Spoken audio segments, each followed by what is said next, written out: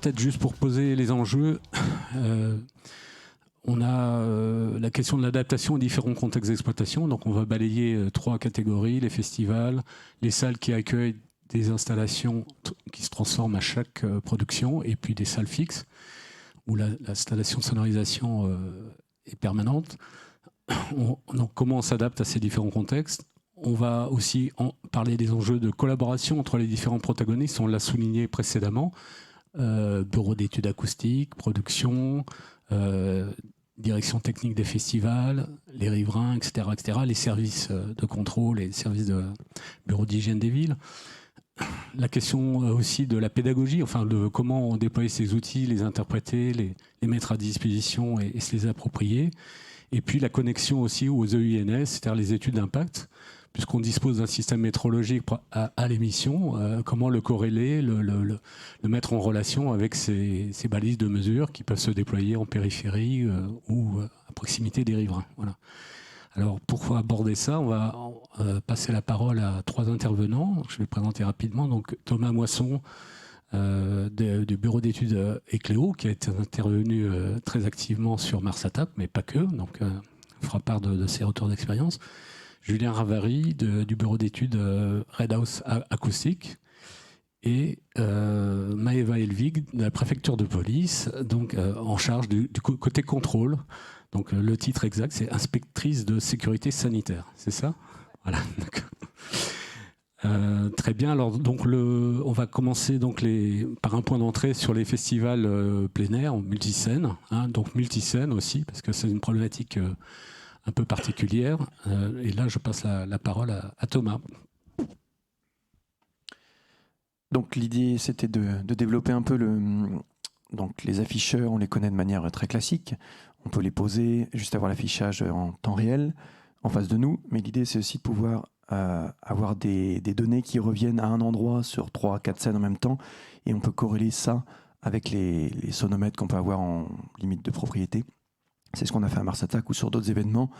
La question qui se pose, c'est est-ce qu'on pourrait avoir des outils de type sonomètre d'une marque ou d'une autre qui permettraient de faire afficheur et sonomètre en périphérie et d'avoir tout sur une même plateforme, permettant aussi de pouvoir choisir des indices de lecture aussi bien pour avoir un contrôle pour le bureau d'études acoustiques que pour l'ingé son. Donc on peut choisir des lecs glissants différents des 15 minutes, 1 minute en C ou 5 minutes pour l'ingé son, mais qui peuvent aussi servir pour avoir une visualisation très facile et directe par rapport à l'environnement, et de pouvoir choisir donc des bandes d'octaves, etc. Et donc, si on pouvait avoir des outils aussi qui permettent ce genre de choses, ça permettrait donc un accompagnement déjà plus fluide pour des événements qui sont éphémères.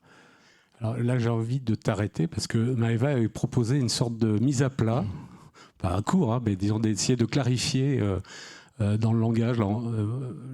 Ça va être un peu vintage, hein, on revient au paperboard. Voilà. Désolée, parce que mon travail est complexe. On n'a qu'1 heure et demie. Je pourrais passer 4 heures à vous expliquer tout ce que je fais. Je n'ai pas envie. Donc j'ai triché. L'anti-sèche, elle est là. Si vous voulez prendre ça en photo et partir de la salle, vous avez le droit. Je vous conseille pas parce que, spoiler, ça va être intéressant.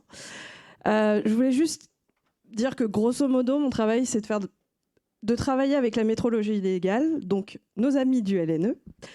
Et donc on fait un peu attention à ce qu'on fait. On fait attention à nos procédures métrologiques. On fait attention à tout un tas de choses qui, dans la vie réelle, ont du mal à s'appliquer ou alors s'appliquent avec des écarts. Je vais en reparler. Et ça va même être ma conclusion. Donc voilà, en propos liminaire, je voulais d'abord rétablir la distinction mais qu'on oublie trop souvent, à savoir la distinction entre calibration, je préfère le terme calibrage, mais bon, les Anglais ont gagné, et l'étalonnage. C'est pas la même chose. Bon, pour la faire courte, je peux vous ressortir la définition si vous m'interrogez là-dessus. L'étalonnage, c'est la définition du VIM de 2008. Passons. Grosso modo, c'est une différence de milieu. C'est pas le même milieu. L'étalonnage, c'est en milieu contrôlé. La calibration se fait en milieu contrôlé, mais un peu plus ouvert. Voilà. Je ne vais pas rentrer dans la distinction parce que je ne sais pas combien de métrologues il y a dans la salle. Juste pour vous dire que ce n'est pas la même chose. quand on parle d'étalonnage, on parle d'un rapport de métrologie légale. Quand on parle de calibration, c'est les choses qu'on fait sur le terrain. Donc effectivement, ou de calibrage, on va utiliser des choses qui sont fausses, mais de manière tellement systématique qu'on va pouvoir quantifier certains écarts. Et tout le jeu, tout le compromis en fait entre nous, pas bureau de contrôle, parce que c'est les acousticiens qui ont des fonctions de bureau de contrôle. Nous, on contrôle les bureaux de contrôle, donc c'est pas moi qui ai fait la réglementation, hein, je vous dis juste comment on gère ça. L'idée, c'est qu'il y ait assez de mesures pour réduire les écarts tout en tenant compte des incertitudes. Et là, normalement, il y a un waouh dans la salle. Voilà. Alors, je pense que tu voulais faire aussi la distinction entre calibration et recherche des niveaux maximum. On parle de points chauds, tout ça. Enfin, on parle de calibration des afficheurs enregistreurs avec cette fameuse fonction d'offset. On va revenir dessus. Tout à fait. Alors, calibration in situ, et ça pose aussi une question pour un certain nombre de dispositifs d'afficheurs enregistreurs.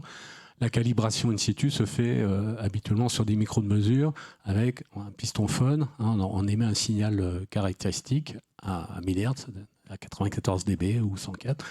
Et on peut donc étalonner, alors j'utilise le terme étalonner, on peut donc ajuster le gain du dispositif et le verrouiller. Bon.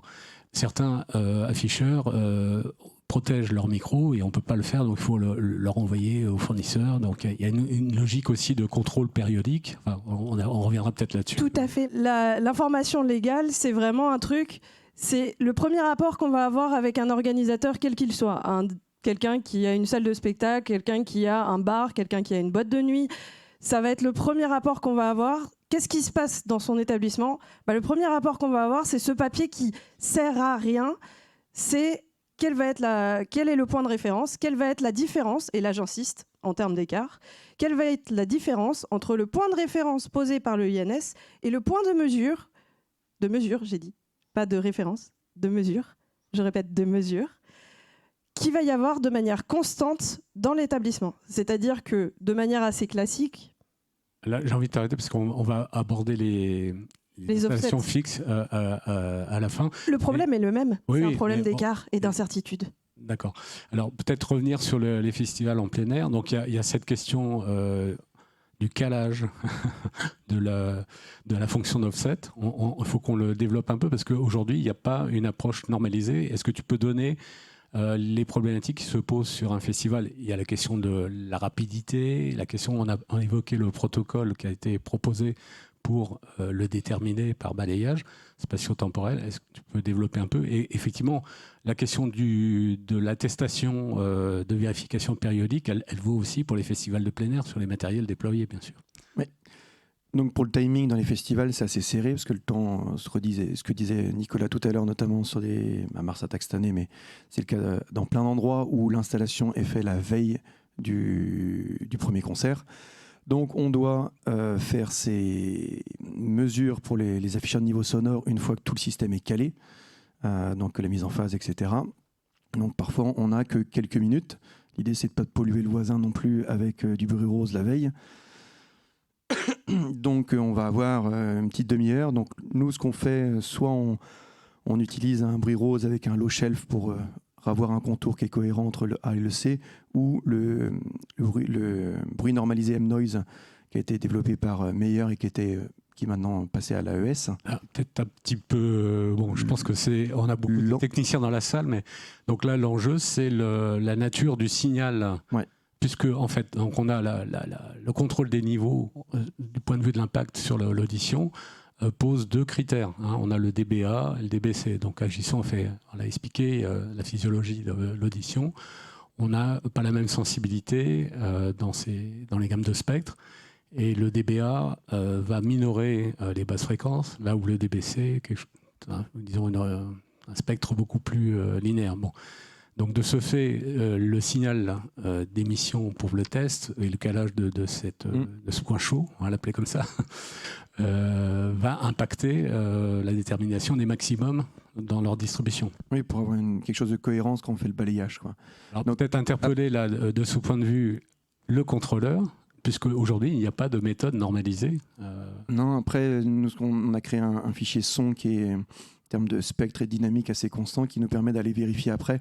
également sur les zones où on identifie les points chauds, si on est cohérent avec un signal musical, et après on peut le refaire également sur une première balance et vérifier en fait toutes ces choses-là pour être sûr que la première étape qui a été faite par un balayage dans toute la zone d'audience est cohérente aussi avec un signal musical, quoi. Donc, peut-être réagir côté contrôle. La question du signal. C'est la question que j'aime le plus. Petite anecdote entre nous. Un festival de hard tech, un jour, est arrivé avec son signal de référence comme étant les Pink Floyd, Wish You Were Here, le live à Pompéi, génial. L'intro de 17 minutes avec 3 notes de guitare. Alors certes, il y avait 15 minutes de bande-son, mais 3 notes de guitare, c'est pas vraiment la même chose que de l'hard tech. Donc, c'est courant, je veux dire, là, outre l'anecdote qui semble un peu... voilà, c'est courant qu'on nous donne un signal, peu importe lequel. Et notre boulot, c'est aussi de ne pas se poser la question de qu'est-ce qui a été mis dans la playlist. C'est pour ça qu'il existe une playlist de référence. On aime bien que tout le monde utilise la même chose, tout simplement pour comparer des choses qui sont pas comparables, et au moins il y a la même playlist partout. Comme ça, on peut non pas comparer les systèmes entre eux, mais au moins avoir une première piste de on va pas jouer sur le volume, on va pas jouer sur comment c'est fichu, comment le spectre de la musique est fichu. On va pas aller regarder si c'est l'introduction du live à Pompéi ou si c'est quand il fait les premières notes de basse que, vous voyez, tout un tas de contraintes dont on se dispense très clairement quand on est dans la posture d'un agent de contrôle ou d'un agent administratif qui a, pour ne rien vous cacher, à peu près 300 dossiers par an. Donc un par jour, mais il y a les vacances parce qu'on est fonctionnaire. Et on peut pas attribuer trop de temps à la compréhension. On le fait, on prend beaucoup sur nos heures de travail pour à chaque fois comprendre, pour remettre justement, voir quel spectre, dans quelles conditions et avec quelle émission a été. Alors c'est pour les émergents, je pense. Là, on parle des afficheurs, du calage des afficheurs. Ah non, mais de tout. Ouais. C'est-à-dire, nous, ce qui nous intéresse, c'est la situation sonore. On n'est pas encore dans le débat de émergence, pas émergence. Est-ce qu'on est en DNTA? Est-ce que... non, on n'est pas là. On est vraiment au niveau basique de qu'est-ce qui se passe quand on met du son dans une salle ou un extérieur, peu importe. On n'en est même pas là dans la compréhension du phénomène. On est vraiment roots, de base. Qu'est-ce qui se passe quand on met du son dans un endroit? Point. Alors, est-ce que c'est un sujet qui est mis sur la table dans le cadre du groupe de travail? Parce que c'est quand même, en tout cas, c'est un des volets. Alors, même si c'est peut-être pas celui qui a motivé cette mise en route du groupe de travail, qui était plutôt sur le volet environnemental, hein, c'est tout le paradoxe de le paradoxe ou la difficulté de cette réglementation qui mêle un enjeu de protection de santé publique sur l'audition et puis la tranquillité du voisinage, on va dire. Donc là, on voit bien, et tu vas faire la connexion, c'est-à-dire comment on s'est dit que, et notamment Mars Attack, à partir du moment où on déploie des afficheurs enregistreurs bien correctement calibrés, qui nous amènent des informations, on peut peut-être aussi récupérer ces informations et les agglomérer au niveau de ce qui a été mis en place à Mars Attack, et peut-être un peu... pas futuriste, hein, mais bon, rarement mise en œuvre, c'est de collationner toutes ces données, y compris des balises en périphérie, pour pouvoir corréler. Notamment, l'enjeu, c'est dans le cadre d'une diffusion d'un festival multiscène, de discriminer quelle est la scène éventuellement qui contribue à une émergence particulière. Voilà, est-ce que tu peux développer un peu cette mise en réseau de l'écosystème de mesure? Non, l'écosystème, je disais tout à l'heure, dans l'idéal, ce qu'on pourrait avoir, là, c'était un afficheur donc plus classique, mais on avait un web viewer. Donc on avait les données qui arrivaient, je ne sais plus, avec un décalage de 3 secondes, mais bon, ça nous permettait d'avoir une vue globale sur les 2 scènes de cette année notamment, avec les balises qui étaient mises en périphérie, où on avait demandé, là c'était pour les sonomètres qui ont été mis en périphérie, que les indices soient les mêmes aussi que ceux qu'on avait sur les afficheurs, donc sur du 15 minutes, qu'on puisse avoir une cohérence de lecture. Donc dans l'idée où là on avait plein d'écrans, si tout pouvait être regroupé sur une même plateforme, on aurait une lecture plus facile. Mais déjà, c'était une bonne avancée de pouvoir faire ça. Mais ça, ou alors, je me baladais avec une tablette, mais ça fait changer aussi plein de fois de pages web. Mais au moins, on peut avoir une lecture très rapide, directe de ce qui se passe et de les corréler aussi avec tout ce qu'on a pu faire en amont en termes d'études d'impact préalable et de vérifier très facilement avec le niveau sur une scène quel niveau on a en limite de site ou au point en tout cas de mesure qu'on a, et de pouvoir vérifier les modèles et de voir si on va dans la bonne direction dès le début. Alors ça, c'est un enjeu d'évolution de l'offre. Aujourd'hui, c'est comment mieux interfacer, on va dire, toutes ces contributions d'informations pour pas avoir à switcher d'un serveur à l'autre ou de différents modes de consultation, et surtout de synchroniser, là tu disais avec une certaine latence de quelques secondes, de pouvoir être au moins peut-être pas à l'échantillon près, mais à la seconde, pour que tout soit sur un même calage. Et également, peut-être aussi les paramètres météo qui peuvent impacter quand même significativement d'avoir de l'information de la remontée et corréler donc comment ça s'insère aussi en retour d'information pour valider les EUNS et faire évoluer la... C'est les valider sur site et pouvoir avoir assez de données aussi pour pouvoir travailler sur l'année suivante. Et en fait, se poser, d'avoir toutes les caractéristiques. Après, sur les logiciels où on va essayer de retrouver nos petits, vérifier qu'on a bien tout eu malgré les conditions de vent. Et si on avait des choses aussi sur un même environnement, dans le terme de dépouillement, je pense qu'il y a plein d'acousticiens dans la salle. Si on avait tout au même endroit plutôt que de switcher entre 3 logiciels et d'avoir des super tableaux Excel avec plein de couleurs, ça serait un peu plus fluide. Okay. Je vais passer des diapos là. Attends, bouge pas.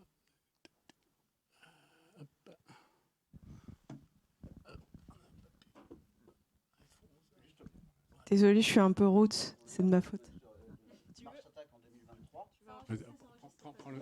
Non, pas celui-là. Ah oui, pas celui-là.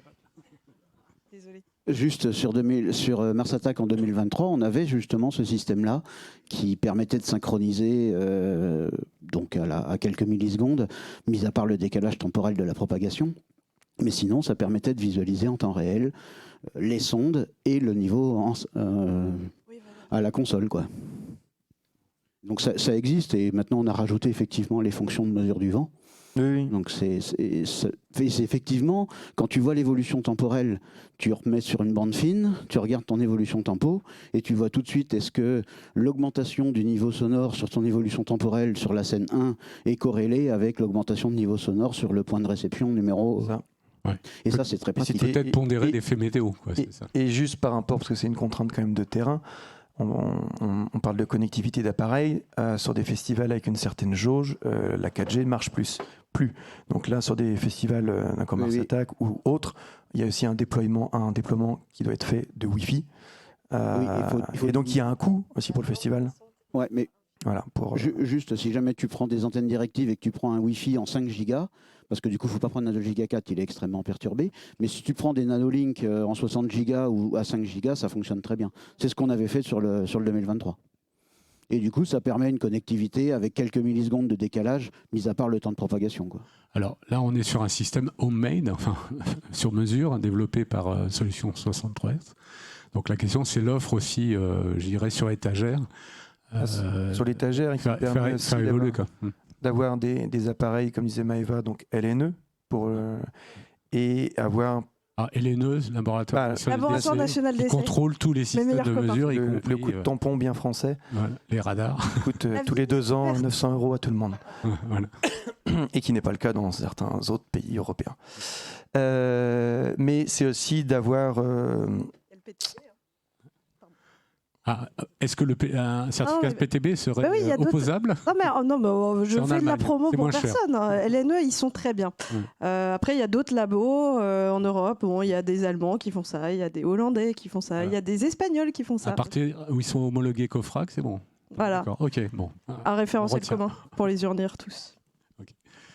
Tu voulais présenter... Oui, vite fait. Parce que justement, il en est question. Je vous présente un Calimite. J'adore les Calimites.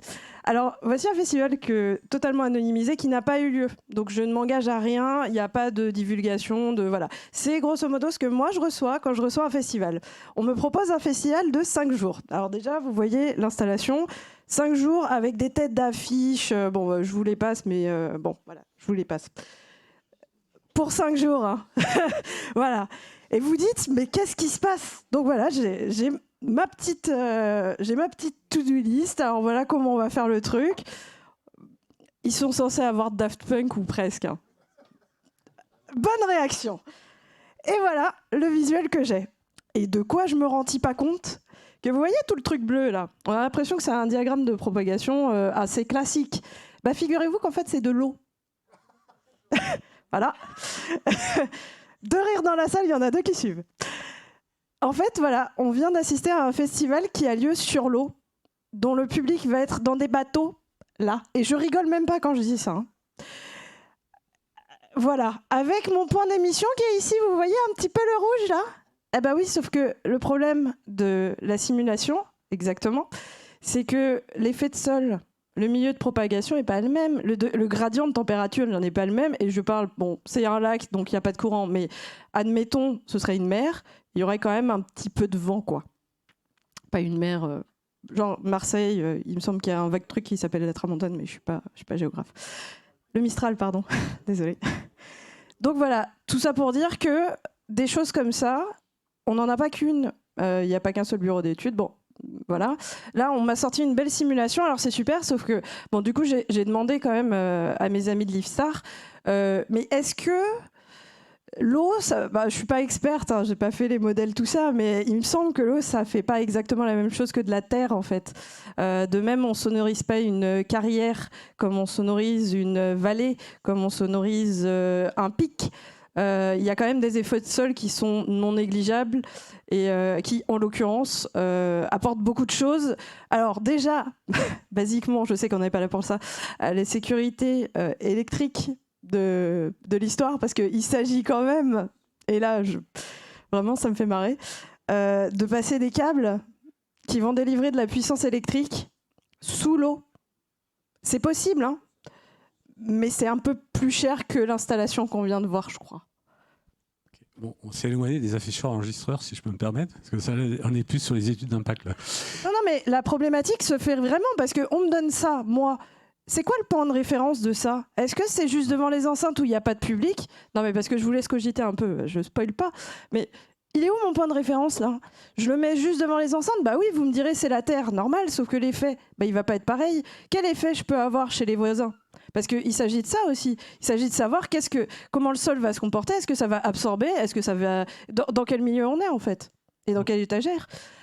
Comment est-ce que le gars qui habite là-bas, il va recevoir le son? Déjà, on sait que le modèle de propagation, rien que sur le papier, il est faux. Comment ça va se comporter dans la vraie vie? Bah, avant la vraie vie, on ne sait pas en fait. Donc, on ne sait pas. Alors, le lien qu'on peut faire, parce que c'était quelque chose qu'on avait abordé l'année dernière, c'est la question des outils pour les études d'impact et le lien, parce que ça, c'est plus un visuel issu d'un logiciel de shooting. Hein, et on a quand même, on fait la jonction, et personne présente dans la salle pour en témoigner, entre ces logiciels de prédiction souvent à la main des fournisseurs, mais il y a aussi un produit, je ne vais pas le citer, qui embrasse plusieurs, évidemment, tout l'ensemble de l'offre matérielle. On se posait la question, est-ce qu'on pourrait précalculer ou anticiper un peu ces localisations de points chauds à partir de ces outils-là et voilà, peut-être accélérer les temps de repérage, y compris pour les installations fixes ou transformables comme des zéniths par exemple, où on commence à bien connaître l'acoustique du lieu, essayer d'anticiper un peu les choses en amont pour accélérer le repérage du point chaud. Ça permet juste de savoir où il est, mais après je pense que le protocole de le faire soi-même avec des paramètres qui peuvent varier est important. Donc oui, ouais. Ça donne une indication, mais ça n'empêche pas le fait de faire le parcours et d'ouvrir ses oreilles aussi pour, comme tu dis, dans les salles, s'il y a des problématiques. Et ça permet aussi de voir s'il n'y a pas un problème sur une ligne de sub, etc., qui va s'entendre plutôt. Donc voilà, ça c'est des choses qu'on a pu voir aussi. S'il y a des problématiques, le logiciel de shoot c'est une indication, ça nous aide à faire certaines choses, mais quand on est sur le terrain, voilà, il y a le côté vraiment terrain à prendre en compte. Alors moi j'ai envie de faire le lien avec ce que présentait Maëva, c'est aussi l'impact du public. On localise un point chaud en général, évidemment sans l'audience. En quoi l'arrivée du public, la densité du public va transformer éventuellement la localisation. On sait que ça modifie, hein, c'est comme pour la propagation des basses fréquences. Oui. Et on voit bien, il y a eu des papiers de l'AES qui ont été faits justement sur des choses par rapport à des annulations de phase, etc., qui étaient impossibles avec le public. Beaucoup de choses changeaient en fait. Donc c'est des choses qui ont été, je me demande si c'était pas un papier de l'acoustique il y a 10 ans qui a été fait déjà. Donc avec des choses voilà, qui... tu pourrais prendre la parole si tu veux, peut-être Ouais. pour l'expliquer plus. Ouais. Mais ça a été fait, ça a été éprouvé. Après, voilà, on est sur des contraintes de terrain, on doit faire avec. On doit essayer de trouver une méthode moyenne. Et au final, quand on se rebalade dans le public ou quand on voit le niveau à la régie, on essaye de trouver une cohérence. Et c'est aussi l'importance de ne pas venir juste faire la mesure, point barre, on part, on ne revient pas, mais aussi d'avoir un recul sur la méthodologie, les vérifications, pour pouvoir faire avancer les choses, autant pour le festival que faire des remontées aussi pour les constructeurs. Ça, c'est important, que les constructeurs aussi puissent évoluer par les retours de terrain.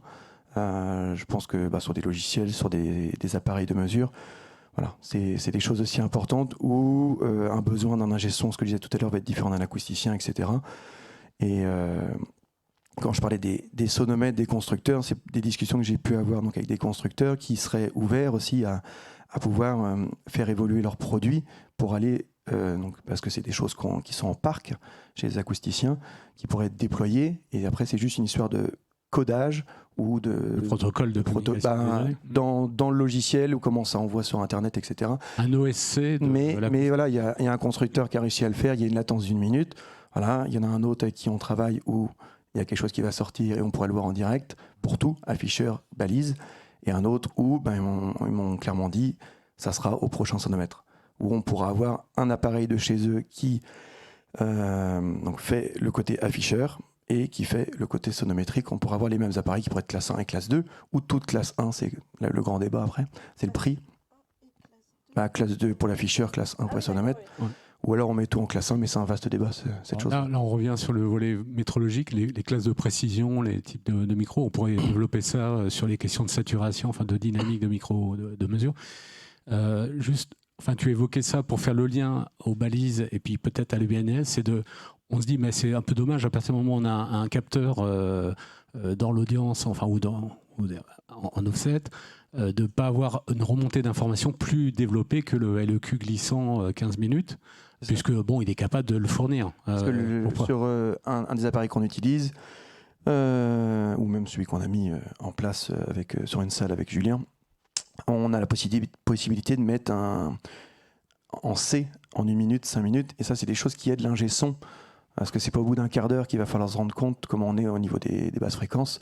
Donc on a besoin d'avoir un outil qui est pédagogique, qui est visuellement compréhensible aussi, et qui peut être adaptable à souhait, parce que chacun aussi a sa méthodologie de travail dans les ingé sons, parce que l'afficheur, il y a le code de la santé, mais c'est aussi un outil qui va être en visuel pour l'ingé son et qui va être aussi pour certains un outil, on va dire, commun et quotidien, parce qu'ils ont appris à bosser avec, et d'autres où ça va être au début une contrainte. Et moi je l'ai vu sur un festival qu'on a pu faire avec Mathieu à Vannes, là, où l'ingé son arrive au début, me dit les limites, on avait baissé un peu les niveaux sonores en A et en C. Il m'a dit mais ce groupe-là, il pourra jamais jouer. On avait mis 114 dBc, il a fini le show sur la dernière demi-heure à 112, sans forcer. Il s'est juste habitué à la lecture, à le fait d'avoir le 1 minute C qui l'aidait, etc. Et c'est juste des habitudes de travail. Et si les afficheurs permettent aussi d'avoir une versatilité, on peut optimiser pour tout le monde et permettre aussi de faire avancer les choses, autant du côté acousticien que ingé son. Alors, habituellement, il y a une ergonomie et en gros, quand on arrive dans le rouge, ça se flash. 15 minutes, c'est souvent trop tard. Donc il y a la question de l'inertie, de cette fameuse moyenne glissante. Mais aussi, on a des situations, c'était le cas à Marseille, les niveaux limites, les seuils ou les plafonds plutôt, qui avaient été posés en limite de site, a été exprimé sur la bande d'octave à 63 Hz. Alors après, il faudrait parler de la pondération temporelle, peut-être aussi. Après, le 63 Hz, ce qu'on avait constaté, c'est que le C était lidé par le 63 Hz principalement. Oui, il y a une bonne corrélation. Donc, on corrélait de manière... Donc ça veut dire qu'il faut aussi peut-être mettre des alertes visuelles sur des paramètres un peu personnalisés, puisque dans certaines configurations, on va vouloir pas forcément simplement jauger le respect de l'impact sur l'audition, mais aussi le volet environnemental dans la contrainte. Après, c'est la grande question aussi sur les festivals qu'on accompagne, on est là, en fait, où on est là avec l'ingé son. Il n'est pas non plus le nez dessus tout le temps, c'est pas son métier, il est là pour mixer. Il y a cette compréhension de respecter ces niveaux, mais on est aussi là, nous, pour veiller à ça et être en support. Donc on revient sur la question du régisseur niveau sonore, responsable, je l'oublie toujours. Responsable gestion sonore, RGS. Voilà. Régisseur, c'est bien. Et donc c'est aussi d'avoir un accompagnement pour la lecture et pour appréhender, parce qu'ils ont sur des festivals, il y a 3/4 d'heure, 1 heure de show. C'est très court pour pouvoir se mettre dedans, dans le son et dans la gestion. Donc le fait qu'il y ait un accompagnement aussi de lecture et d'une personne humaine à côté aide aussi à faire avancer les choses, quoi. Okay. Maëva, vous voulez intervenir? Ouais, je trouve que tu mets vraiment le point sur un truc, Thomas, qui est cool, c'est le temps. Bon, en tant qu'acousticien, on a un peu l'habitude de gérer la valeur, enfin le truc temps, condition de la sensibilité a priori. Et en fait, c'est vraiment, le temps n'est pas pareil. C'est-à-dire que c'est un rappel un peu basique. Pour un contrôleur, le temps, c'est les 15 minutes où il va devoir faire sa mesure. Pour un festival, le temps, c'est toute la durée du festival, avant, après. Bon, évidemment, le contrôleur est là avant, après, parce que je fais bien mon travail. Mais notre boulot, quand on arrive sur site, c'est vraiment 15 minutes, c'est un instantané. Tu vois, c'est vraiment une photo prise au... Je ne sais plus comment ça s'appelle, cet appareil qui donne des instantanés. Pour les voisins, le temps, c'est le temps de leur nuisance. Et généralement, c'est pas assez réduit pour qu'à 1 seconde on soit dans le temps, c'est pas assez réduit pour qu'à 1 minute ça les dérange, à 3 minutes ça les dérange pas vraiment, au quart d'heure ils commencent à se poser la question. En fait, ce qu'on constate, c'est que c'est un bruit de fond, boum boum boum boum boum, avec un petit pic à un moment qui va durer alors 2-3 chansons, justement le fameux quart d'heure qui va être le plus impactant, et au-delà duquel il va y avoir un effet de seuil en fait, où le plaignant va dire ah là c'est bon, je fais un formulaire à la préfecture parce que j'en peux plus. Mais ce que je veux dire, c'est que ça arrive pas sur 5-15 minutes, même si après les appareils vous offrent une précision où justement c'est bien, parce que comme on disait avant dans une autre conversation, on peut cibler. Moi, comment je travaille, je vois la plainte arriver, je vois l'heure de la plainte, je contacte direct le mec qui est derrière la platine, je lui dis il s'est passé quoi hier à cette heure-là, le gars me répond, ou alors l'acousticien quand il y en a un, le gars me répond et on dit ok, c'est ce moment-là, ce truc-là, donc, et c'est dû à tel effet. Alors des fois il y a le vent, des fois juste ils ont mis plus fort, des fois le gars qui était derrière juste était un peu ivre et donc du coup n'a pas vu toutes les alertes qui lui sont données pour agir en fait sur le signal à temps, et c'est ça qui a été le déclencheur de la plainte. Mais effectivement, comme il était question à la table ronde précédente, on constate quand même une meilleure acceptation de manière un petit peu globale et générale de la part du public, du public involontaire des riverains, qui effectivement voient qu'on les recontacte derrière, qu'on essaie de leur dire bon bah voilà, à ce moment-là il y a vraiment eu un incident, est-ce que, alors nous c'est notre médiation qu'on fait par derrière, c'est les 6 mois où vous n'entendrez pas parler de nous, c'est là où on contacte tous les plaignants, on leur dit ok, il y a eu un incident vraiment, est-ce que ça vous dérange si on vient faire des mesures, si ce n'est chez vous, au moins en limite de votre propriété. Généralement les gens sont très ok pour dire bah venez chez moi, il n'y a pas de souci. C'est pas une question de modéliser tout le pâté de maison, on n'en est pas là, mais effectivement quand il y a un incident, déjà c'est bien de le reconnaître, que tout le monde on le reconnaît tous, et puis il y a des gens qui ont encore l'affront de me mentir alors que je sais tout. Alors, ce qui va se passer.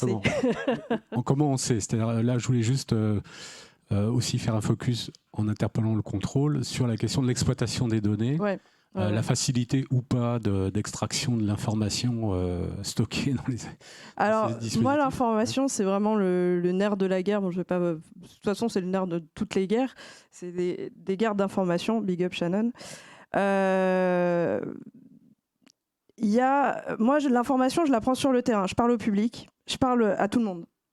Je parle aux mecs qui sont derrière les consoles, je parle de temps en temps aux équipes des productions, ça m'arrive. Je parle vraiment à tout le monde, rien que pour avoir un contexte. Parce que la mesure en soi ne vaut rien. J'ai envie de dire, s'il y a un mec qui vient crier sur un micro, c'est pas de la faute de l'organisateur. Mais ça, c'est un sujet, par exemple. Oui, aujourd'hui, aucun afficheur le fait, bien que des balises de surveillance d'environnement le faisaient il y a longtemps. Ce serait d'avoir un enregistrement sur dépassement. pour pouvoir réécouter.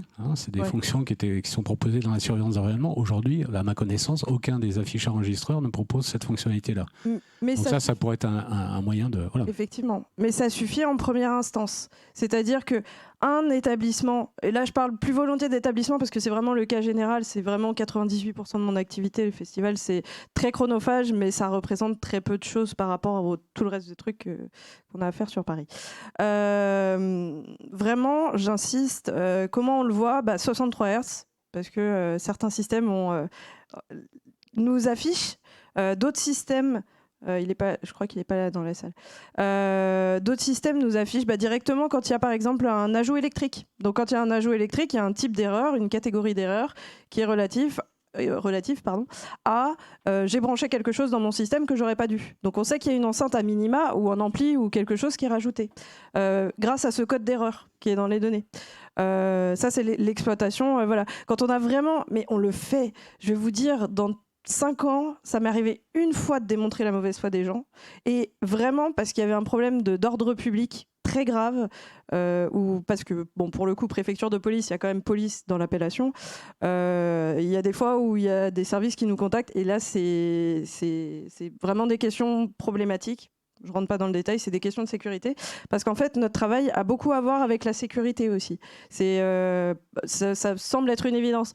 Mais la sécurité auditive, c'est aussi un sujet. On n'imagine pas, et j'espère qu'il n'y en aura jamais, et j'imagine ce que vous voulez pour que ça n'arrive pas, qu'il y a un public qui se prenne un traumatisme sonore aigu sur tout le public. Et ça, ce serait dramatique pour la salle, pour l'organisation, pour le groupe qui joue, pour tous les protagonistes, pour nous aussi, parce que ça veut dire qu'on a failli quelque part à notre devoir de prévention.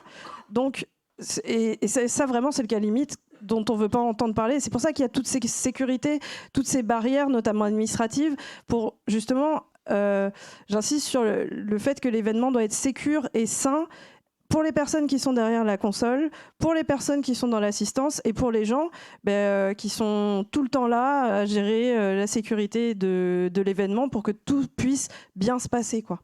Voilà. Je voudrais passer la parole à Julien. Là, pour rebondir, en fait, compléter le point de vue des festivals multiscènes ou pas en plein air. Alors on zappe un petit peu le cas des plus petits festivals. Moi, j'avais envie on verra si on reste un peu de temps, dire qu'ils peuvent aussi faire des choses, peut-être pas avec des matériels homologués, mais on a aussi à disposition des outils.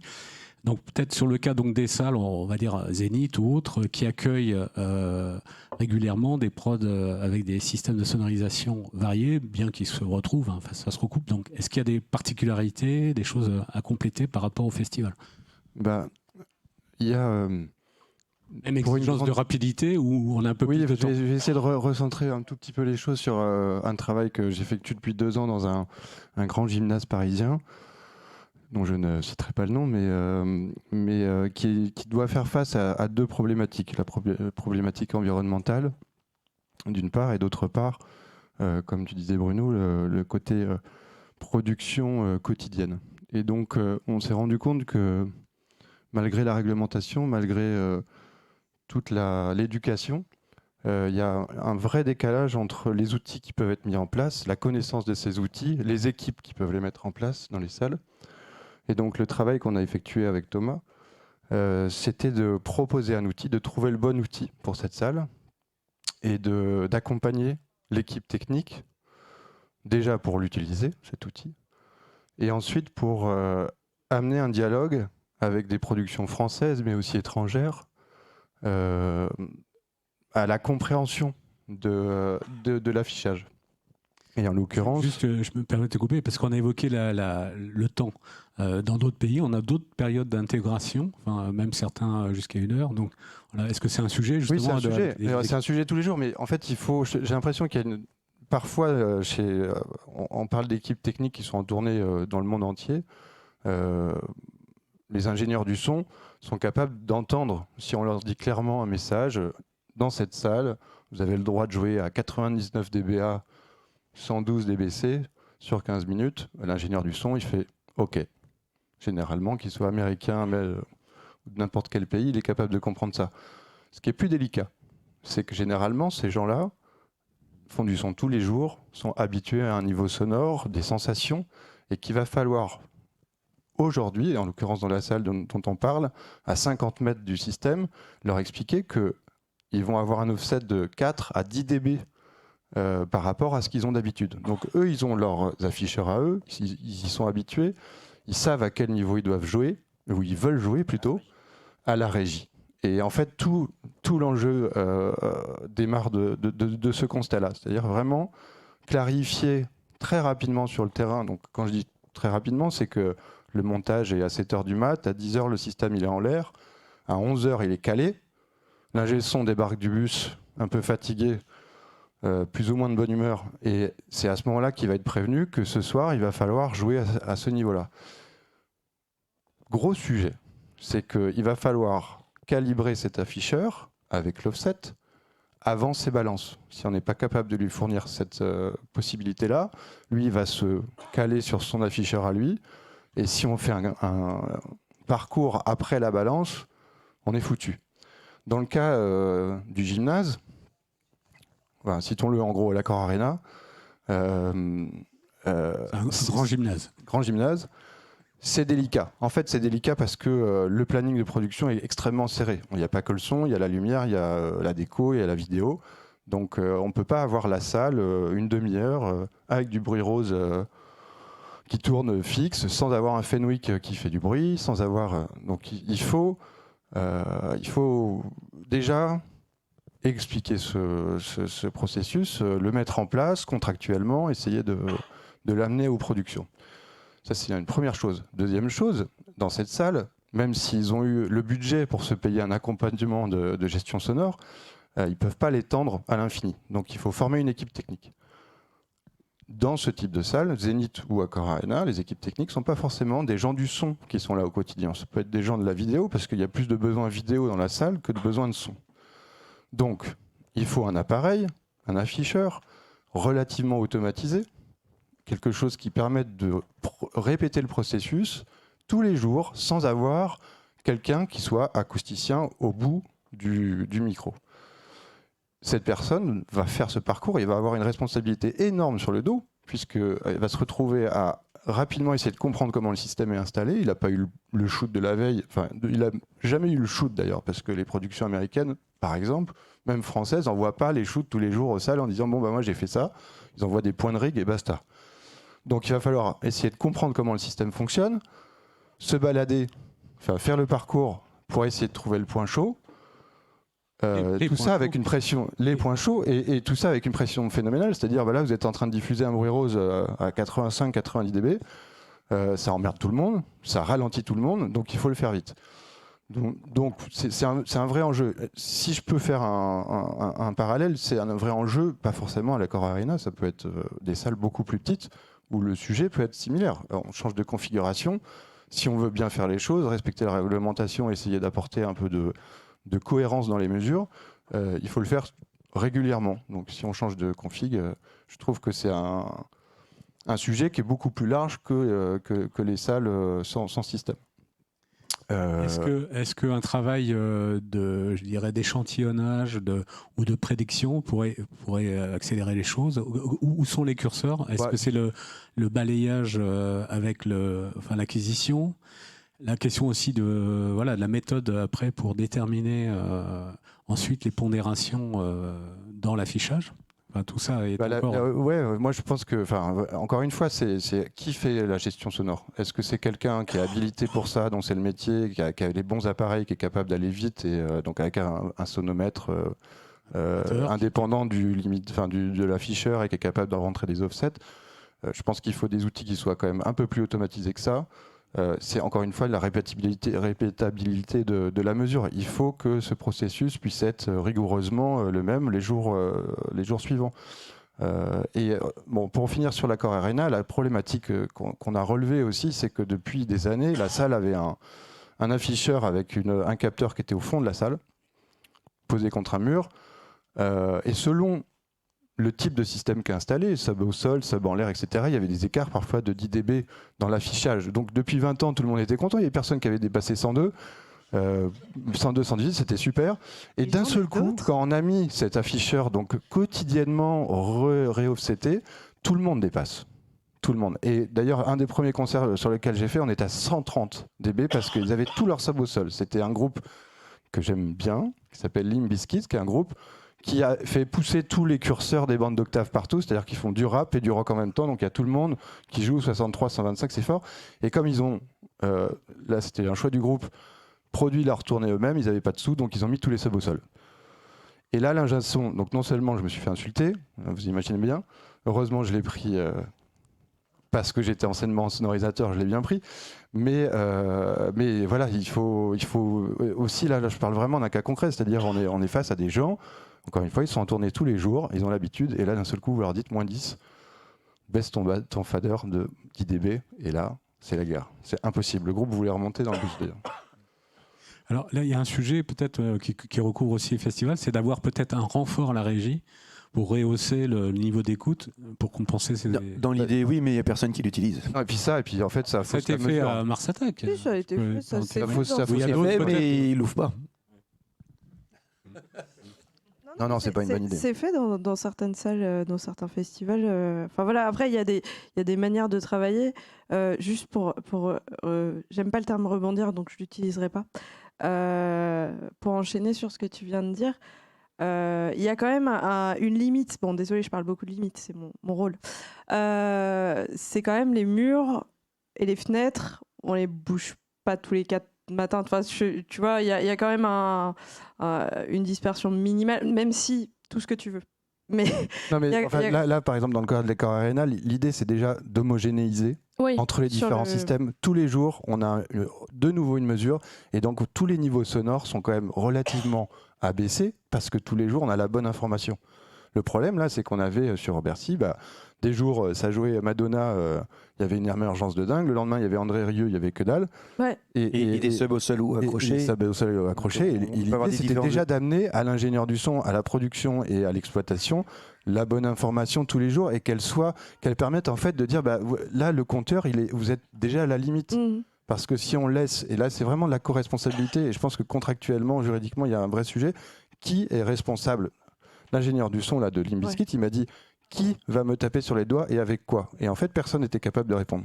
C'est-à-dire, si je dépasse la limite, qui va venir? Non mais sérieusement, qui va venir me dire stop? Est-ce que c'est Bercy qui loue la salle? Est-ce que c'est vous, enfin moi, la casquette acousticien méchant? Ou est-ce que c'est la police? Et en fait, dans les trois cas, quelles sont les conséquences? Donc, il y a encore une pédagogie extrêmement longue à mettre en place, qui est un autre sujet, mais qui est juridique, où on doit montrer aux productions très clairement les conséquences. Et dans d'autres pays, c'est beaucoup plus clair. Vous dépassez, c'est amende, c'est tout de suite. Ouais. Mais ça ne veut pas dire que c'est forcément... Enfin, je te suis carrément sur l'idée. Nous, en fait, c'est un peu reculé en droit français. Et je schématise parce que je sais qu'il n'y a pas de juristes dans la salle. Enfin, j'espère. S'il y a des juristes, ils vont comprendre ce que je vais dire. L'idée du droit français, c'est quand même reculer pour être sûr, enfin en droit administratif, parce qu'on a la triple casquette, bon, pour la faire rapidement, on fait du droit administratif, du droit pénal et du droit civil. Voilà. L'acoustique, c'est pour le fun. En fait, si tu veux, il y a un truc, c'est il faut qu'on soit sûr de nos preuves, parce qu'en droit administratif, l'administration est toujours fautive. C'est un fait. C'est l'administration, c'est toujours la faute de l'administration qui doit justifier de ses actions en permanence. Donc ça, c'est la face cachée un peu, si vous voulez, de l'histoire. Donc nous, quand on affirme quelque chose, on n'affirme pas juste quelque chose. On a des mesures avec des sonomètres qui sont étalonnés, vérifiés au LNE, qui passent tous les protocoles de sécurité. Fut un temps, on avait un laboratoire COFRAC à la préfecture de police, c'est plus le cas. Mais avant, c'était... Enfin voilà, on fait vraiment des études qui... Parce que c'est juridiquement, quand vous rentrez dans le domaine du pénal, c'est juridiquement un peu risqué. Et il faut que vous apportiez la preuve. La charge de la preuve est à la charge de l'administration. Il ne faut pas oublier ça. Donc quand on dit, là, ça dépasse, et là... c'est pas juste du public ou c'est pas juste une conversation, c'est vraiment de la musique. Si on dit ça, si l'administration prend le risque juridique de dire ça, c'est qu'elle sait ce qu'elle raconte, qu'il y a eu des mesures, qu'il y a eu des constats, qu'il y a eu tout un tas dans l'arsenal juridique, il y a plein de choses qui font qu'on est certain de ce qu'on avance. Et le Voilà. classe 2 est Ah, utilisable en juridique? Le classe, non, nous on n'utilise Non, que mais du vu que classe. les Oui, les non mais afficheurs- ça, voilà, mais ça c'est pris C'est en. une grande question Non, qui non, est posée mais à chaque fois. c'est une grande question et nous on a des tables d'équivalence. Enfin voilà, on arrive à quantifier grosso modo les incertitudes de mesure. C'est pour ça que je dis souvent, mais c'est entre nous, mais on n'est pas à dB près. C'est-à-dire qu'il y a une tolérance. On va pas chercher le 3. On mettra pas un PV par exemple pour 3 ou 4 dB, enfin une fois dans une salle de concert. Généralement, s'il y a un PV ou s'il y a une action en justice qui est faite, c'est que vraiment l'administration vérifie tout simplement qu'est-ce qui a été fait, comment ça a été fait. On prend nos propres mesures, on dit bon bah là, voilà, donc on a une phase de médiation quand même auprès des acousticiens parce que notre but c'est de pas s'encombrer avec des dossiers, c'est de pas amener. Les tribunaux sont assez surchargés comme ça, avec des vraies problématiques de sécurité au sens le plus noble du terme, pour que la sécurité acoustique fasse l'objet de compromis et de dialogue justement avec les acousticiens pour essayer de comprendre comment les gens ont fait les choses, etc. Il y a un rôle de l'acousticien qui s'arrête à un moment parce que l'acousticien n'est pas non plus comptable de tout. C'est-à-dire que quelqu'un, un producteur par exemple ou un exploitant qui va rajouter des enceintes sur son système, nous, quand on le voit, on sait que c'est pas la responsabilité de l'acousticien. On sait que c'est les conditions d'exploitation, donc ce qu'on appelle les conditions d'exploitation d'un lieu musical. C'est ça qui pêche et sur quoi va porter le discrédit, en gros. En fait, c'est pas le discrédit, c'est juste la marge d'amélioration à porter.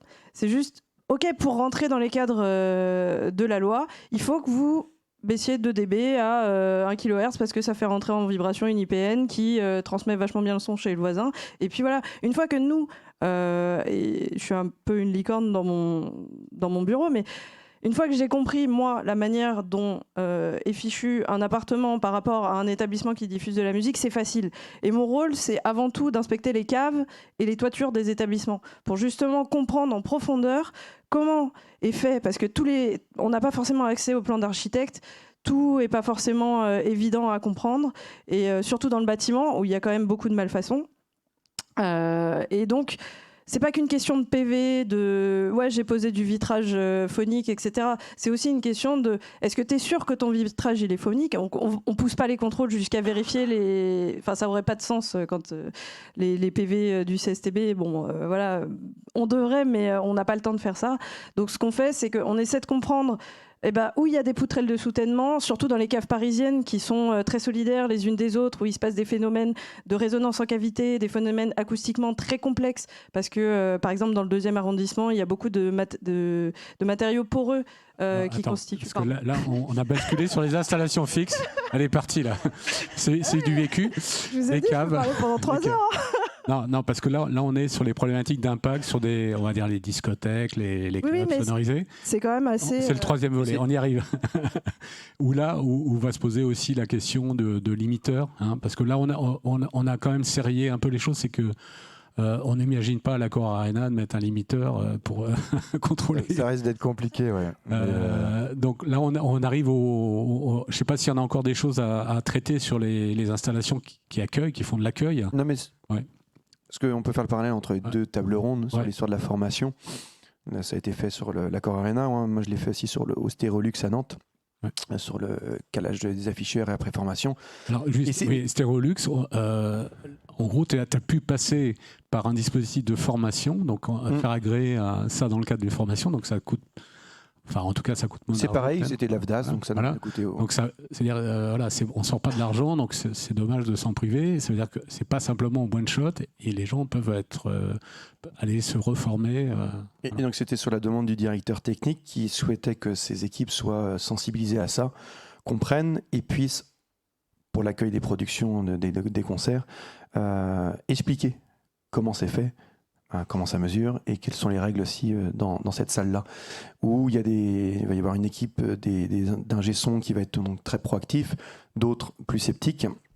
Et donc l'idée, c'est d'avoir aussi un discours commun de la salle quand ils accueillent donc, des groupes de manière quotidienne et d'avoir toutes les notions à pouvoir expliquer et de connaître aussi l'appareil qui est mis en place, comment il fonctionne, et être capable aussi de se dire, bon, on a rajouté ou changé des choses, on est capable également de revenir faire l'offset et de savoir comment ça a été fait et comment ça peut se faire. Se poser la question à Gisson d'intégrer ce module de formation dans un référentiel, sinon de la licence d'exploitant spectacle, en tout cas des ingénieurs son, parce qu'aujourd'hui, il n'est pas mentionné qu'ils doivent être formés à ces problématiques. C'est vrai que là, encore cas concret et toujours l'accord Arena, ce qui est sur 2 ans, après avoir vu beaucoup d'équipes techniques, ce qui est intéressant, c'est le dialogue aussi avec l'ingénieur du son, l'ingénieur système.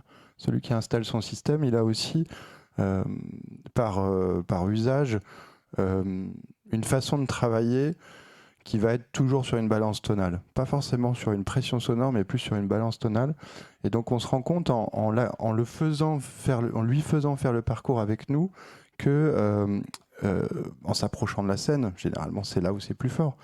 Mais si par exemple il a du complément de sub au sol et des front de fil, on se rend compte que lui, quand il a calibré ses enceintes, il les a forcément, ses front de fil, mis plus fort de façon à pouvoir balancer et garder sa balance tonale, mais il n'a pas réfléchi en termes de pression sonore.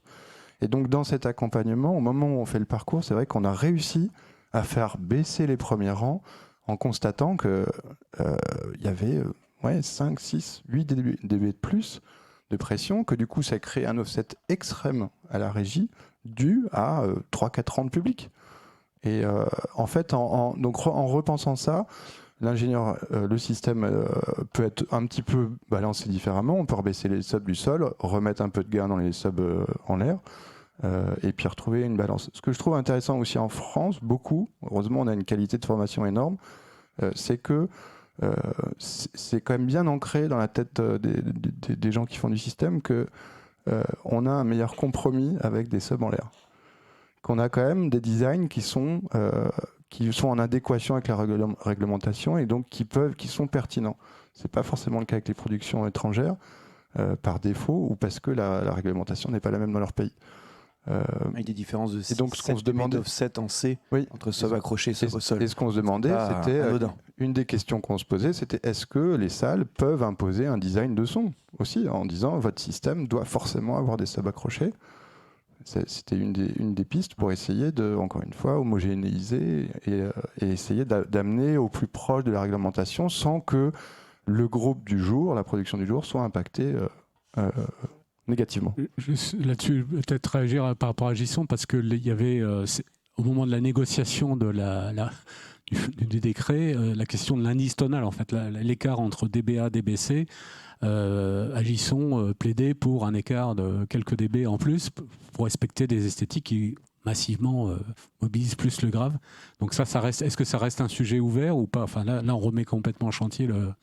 Ouais, très clairement, aujourd'hui, on a déjà tellement lutté pour juste rediscuter du principe des émergences que sur le reste. Ouais. Non, puis, il semble viable quand même. 16 dB, c'est déjà. Voilà, il y a des choses qu'aujourd'hui on voit bien. Enfin, tu le dis très bien, il y a une adaptabilité qui, de la part des techniciens, mais aussi des matériels qui évoluent constamment. Donc, on sait qu'on va y arriver, que voilà, c'est des choses qui sont en perpétuelle évolution. Et il y a toujours du mieux. Nous, on le constate au fil des échanges, justement, sur ces différentes rencontres. Les choses évoluent plutôt positivement. David, vous voulez intervenir ? Oui, il y a un truc qu'il faut faire très attention, c'est qu'on doit respecter 2 critères différents. En même temps, la protection du public et la protection des riverains. Sauf que quand on parlait de sub accroché, généralement, les deux sont inverses. C'est-à-dire que si tu veux optimiser pour la protection des riverains, il vaut mieux mettre au sol. Et si tu veux optimiser pour la protection, j'étais avant toi sur la. Non, je sais, mais là on a pu faire... Ça dépend des cas aussi. Qu'est-ce qui a fait que les subs au sol sont moins gênants que les subs en l'air? En fait, c'est pas la position géographique, c'est que l'offset est plus important. Oui. Ça joue moins fort. Oui, mais c'est ce que on n'a pas constaté de différence entre en l'air ou au sol. Quand ça joue à 120 ou 130 au niveau des subs, là-bas... Et on a comparé 25 concerts. Le sujet, c'est plutôt pour les festivals de plein air, là où effectivement... Ce que je disais, c'est qu'il faut faire attention que, du coup, on doit les deux en même temps. Par exemple, moi, j'ai des mesures aussi sur l'Arena. Lamballe, par exemple. Je ne vais pas donner les valeurs parce que ça pourrait faire peur. Mais du coup, le fait d'avoir un système très haut et juste à côté du joint tout périphérique qui est parfaitement transparent, On parle quand même d'un habitant qui est à 150 mètres, 200 mètres plus loin. En vérité, l'écart n'est pas si énorme que ça. Oui, Mais j'avais quand même je comprends ce que tu veux dire. J'avais 90 dBc sur les façades. C'est difficile d'aller admettre quand même. Et combien en salle? 120. Voilà. Bon, donc le problème, c'est le niveau de la salle. Pour moi. Oui, mais donc, l'idée, l'accompagnement qu'on a fait, l'idée, c'est de faire baisser les niveaux sonores. Si on a des problèmes d'émergence, on peut changer les designs de système, mais avant tout, le sujet, c'est le niveau sonore. Donc, est-ce que c'est possible de faire en sorte que les productions acceptent cette baisse de niveau sonore? Est-ce que esthétiquement, elle marche? Est-ce qu'on va réussir à les faire avancer? La réponse est oui.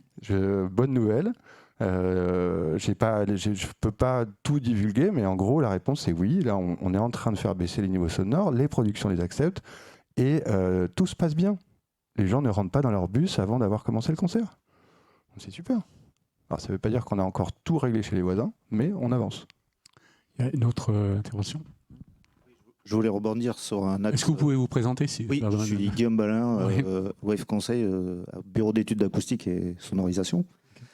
Moi, un axe de travail qui me semble important au regard de ce que vous êtes en train de dire, c'est d'abord, avant de diminuer les niveaux, c'est avoir de l'approche de les homogénéiser. Tout à fait. Donc c'est pour moi le premier travail, il est entre l'ingénieur système et l'acousticien pour arriver à une solution de réduire les offsets en dBA et en dBc sur le design et l'implantation du matériel. Ça, c'est des moyens de l'intelligence de travail et de l'optimisation du temps. Avant de parler de mesures, il faut déjà déployer correctement et optimiser Mais juste ce processus. Ouais, mais pour des salles comme ça, c'est des kits de tournée sur 90 dates. Oui, mais donc ils n'ont pas forcément la possibilité d'ajuster non plus les choses. Le sujet du jour, il est aussi sur des salles fixes à l'année, des lieux plus petits. Oui, non, mais là, il y a le temps de travail, effectivement. Il est général sur une problématique qui est constante sur les salles. Je veux dire, Oui, une fois, je suis complètement d'accord. Encore une fois, c'était donc quel outil on met en place là, je parle vraiment des salles, des grosses salles où on installe un système tous les jours. Je suis complètement d'accord pour mettre un outil qui est réoffseté tous les jours. Voilà. Si tu arrives à mieux homogénéiser les niveaux, tu as moins la problématique de baisser. C'est ce qu'on a fait. Après, on a pu le voir sur des ingé systèmes qui sont venus. Ils connaissent parfaitement la salle, ils arrivent sur des 1-2 dB d'offset à la fin. Mais c'est parce qu'ils connaissent la salle. Quand c'est des productions étrangères qui viennent pour la première fois ou qui s'en souviennent pas, c'est pas la même. Mais sur des productions, des cas qu'on a eu, parfois on n'a pas d'offset. Mais parce que c'est juste est-ce que c'est une tournée? Est-ce que c'est un événement ponctuel? Est-ce que on voit des prestataires qui vont reprendre tout ce qui a été fait en live pour améliorer pour le kit d'après qui va être mis? En fait, c'est juste des questions de travail et de...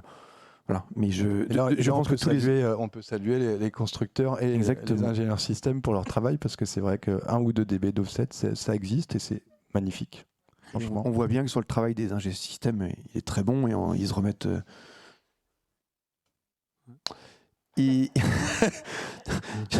Bref, on a le droit de se féliciter d'avoir. Ouais, on a quand même des gens qui travaillent bien et qui justement prennent le temps d'analyser les choses pour les fois d'après, quoi. Ça, on a pu le constater de nombreuses fois. Alors, la question, est-ce que l'afficheur enregistreur devient un allié ou un élément de médiation aussi? Enfin, voilà, comment on peut les faire évoluer pour que ce soit pas le mouchard Oui, déjà, il faut qu'il soit en corrélation. Alors là, c'est un appel aux industriels, mais il faut qu'il soit en corrélation avec ce que l'ingénieur du son a dans sa boîte à outils à lui. Donc, lui, il a des logiciels comme Smart. Donc, il faut... Là, on a, par exemple, à Bercy, on a plusieurs fois constaté qu'il y a un retour sur le temps de rafraîchissement de l'affichage, qui n'est pas le même. Alors, c'est du fast, du slow, du 1 seconde. Ça, c'est un vrai débat entre les ingé-sons. Oui, mais moi, j'affiche pas la même chose que toi. Donc, il y a cette lecture-là. Après, l'ingénieur du son, il n'a pas l'œil sur le compteur tout le truc, il a pas le temps. Après, c'est le 15 minutes, mais ça, a priori, ça marche. Et parfois, ils peuvent parfois mettre leur Smart en parallèle. Ouais, et quand on parlait, juste pour anticiper ta question, Smart, par exemple, vient de mettre en place la notion d'offset dans le logiciel. Donc, ça, il va falloir le dire à tout le monde. Smart qui est utilisé et vendu en France. Et utilisé par tout le monde. Donc, Et ce qui est intéressant d'ailleurs, c'est la notion de prix. Si on avait un afficheur capable de faire comme Smart à 1 000 €. Alors, il y a même De gratuit, licence. je le Très bien. signale, il y a gratuit Open Sound Level Meter, logiciel qui fait pratiquement toutes ces fonctions-là. Hein, donc je pourrais vous donner le lien si vous le souhaitez. Après, il y a la question, voilà, ça, mais on va passer la parole à la salle, mais la question c'est est-ce que c'est opposable en cas de contrôle? Enfin, Non seulement Non. c'est... non, on est d'accord. Non, mais c'est mieux que rien. Peut-être un petit festival, c'est mieux que rien. Ça, voilà. Désolé, j'interromps la question de la salle, désolé Aurélien. Juste pour cette histoire, 31010, NFS 31010, ma Bible. Vous verrez après les définitions, machin, que en définitive, c'est l'administration qui a le dernier mot. Mais c'est écrit en toutes lettres dans la 31010 que je vous invite à apprendre par cœur. C'est-à-dire que c'est mon credo. Quoi ? Ah oui. Ah mais un truc de fou. La FNOR, c'est trop mes potes. Oui, sauf que c'est quoi? C'est 200 € là. Mais peu cher. Peu importe. Tout ça pour dire que la norme, outre la blague et un peu la petite détente, parce qu'on part sur des enjeux qui sont vraiment particuliers pour le coup, pour prendre un point de vue de surplomb, c'est pas physiquement, c'est philosophiquement difficile à envisager que dans une norme ou un texte législatif qui fait donc office de loi, et vous savez qu'en droit positif, le droit n'est jamais rétroactif, donc c'est-à-dire que toutes les lois à un instant T sont posées, voilà. Il est très difficile de se dire que c'est des aides à la compréhension, donc tout ce qui est noise capture développé par le CNRS, tout ce qui est logiciel de propagation au sens large, il y a Soundscape, il y a tout ce que tu veux. C'est des aides à la compréhension de l'administration. C'est-à-dire qu'une administration ne pourra jamais vous dire non, c'est pas possible. Seulement ce qui fait office en dernier lieu et en dernier devant un tribunal, typiquement. Je reviens à mon droit. Dieu est mon droit. Ce qui fait vraiment office de principe suprême, c'est la force publique. Et ça, c'est une spécificité du droit français. Encore une fois, c'est pas moi qui fais la réglementation. C'est en dernier recours, en ultime dernier recours, la position du léviathan administratif est de dire c'est moi qui tranche. Voilà, je tranche. L'administration tranche. Et on ne demande pas à la justice d'être intelligente, si je puis me permettre. On demande à la justice de trancher un litige, un cas. Donc après, comme je vous ai précédemment dit, à charge à l'administration d'apporter toutes les preuves pour défendre son point de vue. Mais in fine, c'est toujours le juge et non pas l'administration qui a le dernier mot. Il existe quand même la séparation des pouvoirs de manière, encore une fois, philosophique. Bon, philosophique, c'est Montesquieu. Vous avez le pouvoir judiciaire qui tranche. Vous avez l'autorité qui est chargée du contrôle. Bah, nous, on est un peu du régalien puisqu'on fait du droit pénal. Et vous avez tout ce qui se passe qu'il faut anticiper, qu'il faut comprendre au mieux, dont il faut aménager les intérêts divergents, etc. Et ça, c'est toute notre force d'administration publique et du pôle musique sont amplifiés pour ne citer que nous. De justement essayer de comprendre, d'essayer de se mettre dans toutes les postures pour essayer de diminuer le facteur risque perçu. Le facteur risque perçu, c'est typiquement quand les gens se sentent chez eux en danger parce qu'il y a de la musique quelque part. Voilà. Et donc la question par oui, juste oui ou non, un micro classe 2, une carte son gain numérique et un smart ou équivalent, avec offset mis dedans, c'est recevable. C'est recevable comme preuve, mais il ne faut pas essayer de dire c'est comme ça dédouane pas. Ça dédouane pas dans la mesure de tout ce que j'ai dit. Mais c'est un appareil de mesure. Est-ce que c'est recevable par rapport à un appareil de classe 2 vendu tout fait? S'il y a les contrôles en laboratoire qui te disent que ton système est de classe 2, tu te réfères aux grilles de la NFS 31122-1. Excuse-moi Maëva, ouais. Je crois que juste là le truc en fait c'est que toi tu parles de ce qui va être recevable devant un juge et effectivement ça va être la mesure faite par un agent de contrôle. Or, nous, ce sont des outils pour nous Non, mais ça, accompagner. c'est pour ça. C'est vraiment C'est pour ça que je te dis, mais de la toute façon, compréhension. tout outil est recevable, en tout cas dans Voilà. ces données. C'était oui ou non. Voilà. Plus C'est on ça. a de Donc données- oui, tout outil est recevable, mais n'est pas déterminant dans un PV quelconque en fait. Plus on C'est a ça. de données, mieux c'est vu. C'est ça. Mais en définitive, et je le répète parce que c'était le non, parce que en fait j'ai répondu à votre question avant, c'est que en définitive, c'est l'administration et les pouvoirs publics qui tranchent. La parole, là, Oui, bonjour, Aurélien. Qu'est-ce que je veux dire? Oui, bah, justement, ça tombe bien, on parlait de ça. Justement, ce qui est recevable, pas recevable, ce qui est normé ou pas normé. Enfin, moi, j'aimerais bien un peu savoir, finalement, parce que on parle de beaucoup de choses, c'est cool et tout, mais qu'est-ce qui est attendu dans les normes, dans les trucs? Où est-ce qu'on va? Est-ce qu'on peut vendre du système effectivement autonome, où on fait nos mesures et tout ça, ça passe? Ou est-ce que finalement, il faut carrément faire un truc normé et pour que ça soit effectivement recevable au cas où, quoi? Il n'y a rien qui est Est-ce que caché. c'est un outil ou est-ce que c'est une obligation, quoi? la norme définit des Il n'y a paramètres. rien qui est caché, c'est la NFS 31122-1, enfin voilà. Tant que tu réponds aux requisites.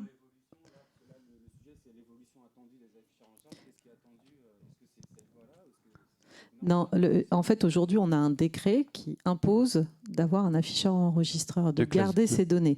Ensuite, là, dans les évolutions, je crois, vous me direz, mais Essayez de ce faire qui la est synthèse. attendu, c'est de faciliter la vie des organisateurs et des producteurs en général par rapport à ça, parce que effectivement, tout ce qu'expliquait Thomas et enfin les trois intervenants d'ailleurs, c'est toute la difficulté de la mesure en fait de ces deux valeurs en fait qui prend finalement trop de temps dans la production d'un spectacle. Mais encore, veut- enfin, juste, il y a en plus un arrêté, en plus, en termes purement législatifs, désolé.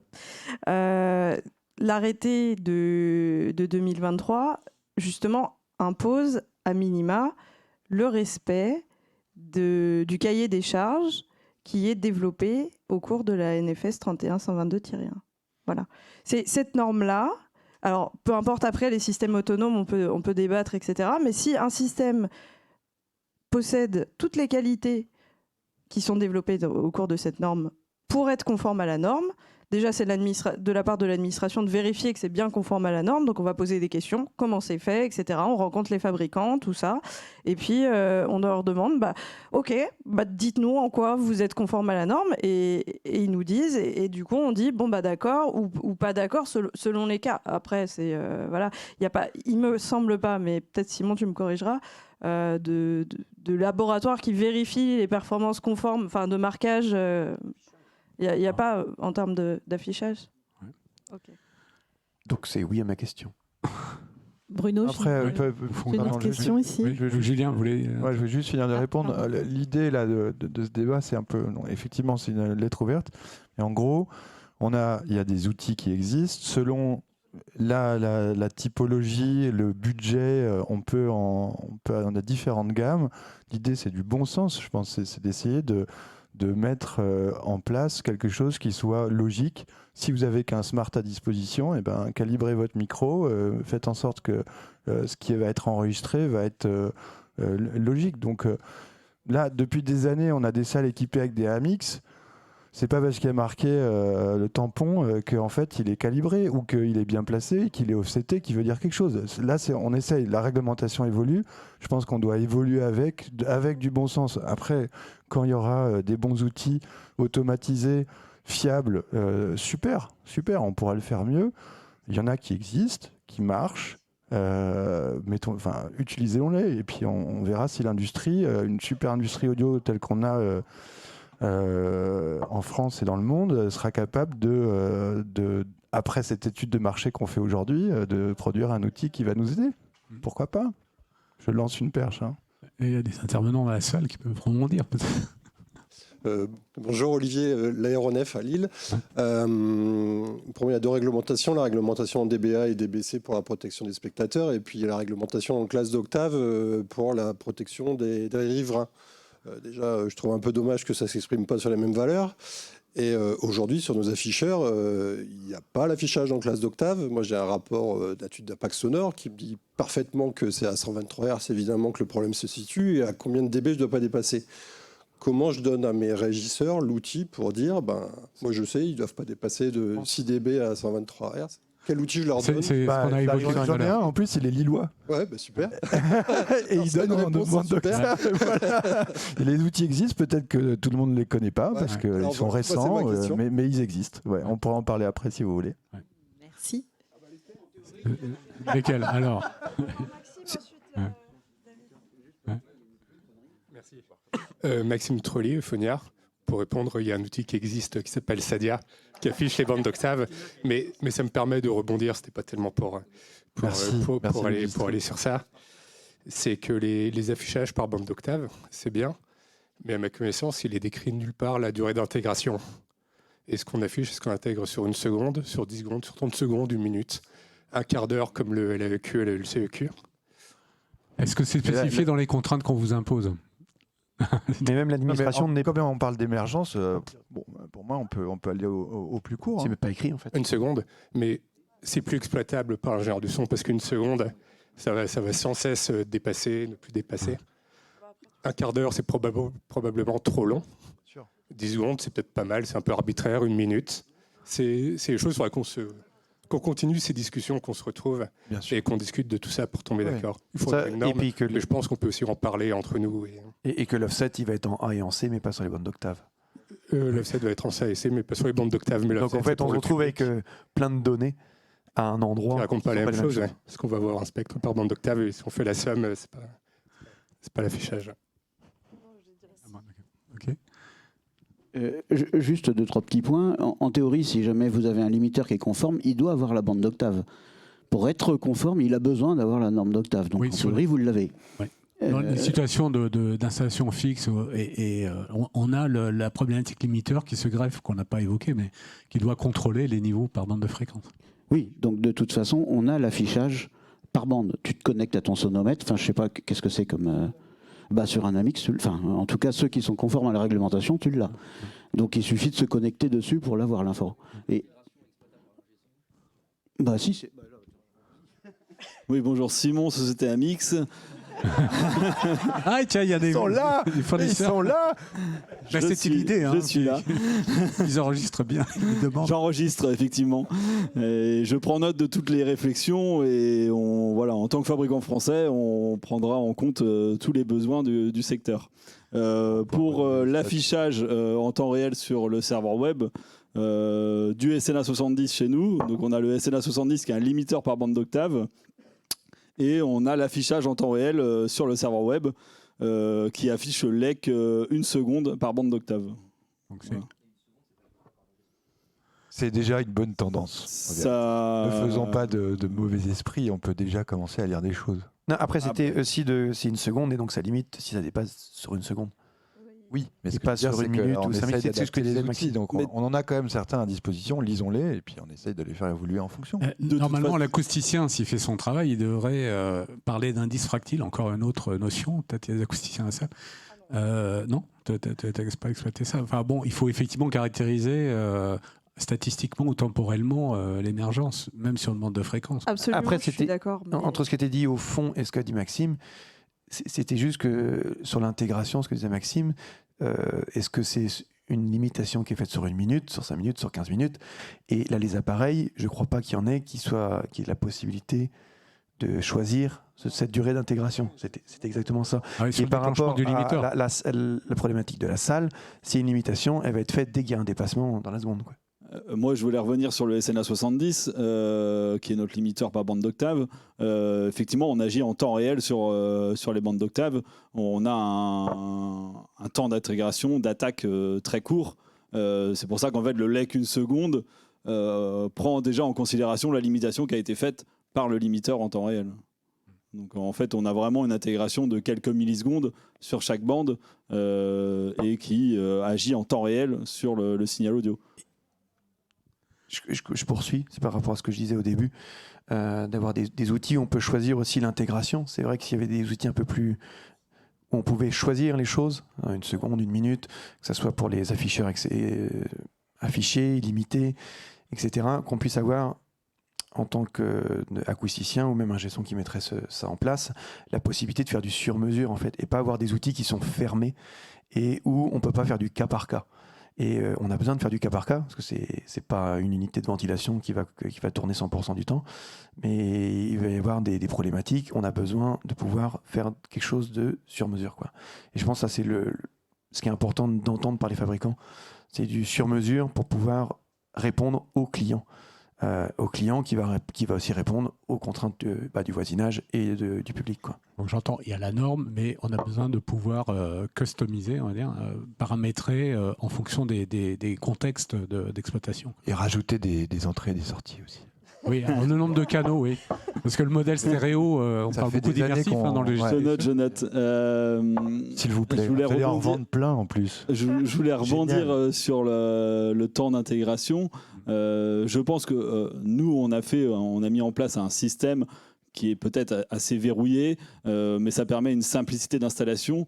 Je pense qu'il y a peut-être deux modes à avoir, un mode avancé pour des experts comme vous et un mode un peu plus standardisé qui permet une installation par des personnes un peu moins qualifiées.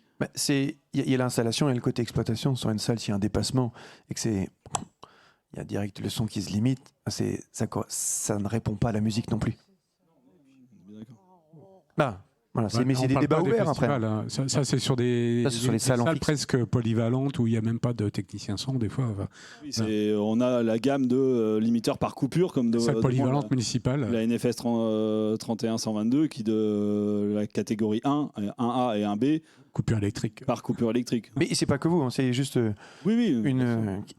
c'est juste pour une ouverture aussi qu'on a les normes. On aime beaucoup ça en France. Et on a aussi un besoin de répondre à des problématiques. Et pour répondre à des problématiques, on ne va pas pouvoir modifier les logiciels ou autres. Mais si on a des marges de manœuvre, on va être meilleur pour tout le monde, client, audience et riverain, quoi. Ouais, mais après, moi, ce que ça m'évoque, ce que vous êtes en train de dire, c'est que là, on est quand même sur un segment de salle et de clientèle assez limité. Je veux dire, le sujet des contrôles et du décret, en fait, il s'applique sur un éventail de salles extrêmement large. C'est-à-dire que c'est la même réglementation pour le bar du coin avec une petite sono où il n'y a jamais de technicien qui se pointe, avec Bercy, le Stade de France, et c'est le même contexte réglementaire. Et en plus, c'est la même personne qui contrôle. C'est la même personne qui contrôle avec les mêmes typologies d'analyse. C'est compliqué d'avoir le même outil qui s'adapte au bar qui va diffuser de la musique d'ambiance et à une salle comme Bercy qui demande, une modularité. Ça ne veut pas dire qu'on doit niveler par le bas, on ne doit pas faire un truc qui est commun à tout le monde. Je dis juste que ça pose le sujet de la complexité d'adapter la même réglementation à des cas extrêmement variables. Oui, après c'est juste des histoires de gamme de produits. Il y a un mode base et un mode expert. Hein. Voilà. Juste pour revenir sur la réglementation a plusieurs classes et tu as une classe où tu peux faire des systèmes experts qui te permettent de résoudre les cas particuliers. Oui. Elle existe, la catégorie 3, elle est faite pour ça. Tout à fait. Et elle a été designée pour ça. Je sais, c'est moi qui m'a un peu insisté sur la chose. Oui, je suis bien conscient. Après, le temps court, on s'approche de la fin. Donc il y avait une intervention, enfin peut-être une dernière ou une avant-dernière. Bonjour, Eric SVLS Perpignan. Je suis intégrateur et je rejoins ce que vous avez dit. On a beaucoup de marchés où c'est des petites installations. J'entends, vous dites, on ne pourrait pas mettre un limiteur sur Bercy. Pourtant, il me semble qu'au niveau réglementaire, c'est obligatoire. Non ? Pas du tout. Donc, c'était juste trompé. Ce qui est dommage, c'est qu'effectivement, on a un gros arsenal juridique et qui n'est pas du tout réalisable sur les petits établissements, même des discothèques ou des bars. Un limiteur chez Amix, ils sont très bien, mais bon, ça coûte un petit peu. Il y a DADEC, il n'y en a pas beaucoup d'autres qui sont normalisés français non plus. Les appareils de mesure et les NIS aussi coûtent relativement cher pour les exploitants. Et ce problème de contrôle qu'on trouve sur des... Alors ici, vous avez la chance à Paris d'avoir des agents assermentés très bien formés. Ce n'est pas forcément le cas en Provence où on a souvent des policiers municipaux qui ont un limiteur, qui savent pas s'en servir, un appareil de sonomètre, qui ne savent pas s'en servir. On essaie donc du coup de dépêcher sur place pour mettre l'établissement en fonction. C'est un coût, on revient.